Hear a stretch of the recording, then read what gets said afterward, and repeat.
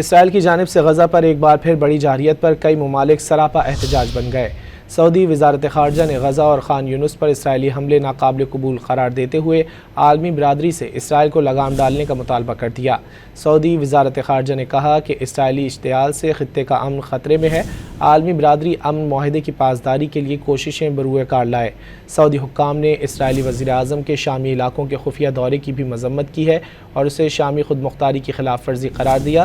قطر نے بھی غزہ پر اسرائیلی فورسز کے تازہ حملوں کی مذمت کی ہے۔ دوحہ سے قطری وزارت خارجہ نے کہا کہ ان اسرائیلی حملوں سے امن معاہدے کو نقصان پہنچنے کا خطرہ ہے۔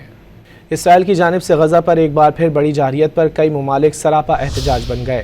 سعودی وزارت خارجہ نے غزہ اور خان یونس پر اسرائیلی حملے ناقابل قبول قرار دیتے ہوئے عالمی برادری سے اسرائیل کو لگام ڈالنے کا مطالبہ کر دیا۔ سعودی وزارت خارجہ نے کہا کہ اسرائیلی اشتعال سے خطے کا امن خطرے میں ہے۔ عالمی برادری امن معاہدے کی پاسداری کے لیے کوششیں بروئے کار لائے۔ سعودی حکام نے اسرائیلی وزیر اعظم کے شامی علاقوں کے خفیہ دورے کی بھی مذمت کی ہے اور اسے شامی خود مختاری کی خلاف ورزی قرار دیا۔ قطر نے بھی غزہ پر اسرائیلی فورسز کے تازہ حملوں کی مذمت کی ہے۔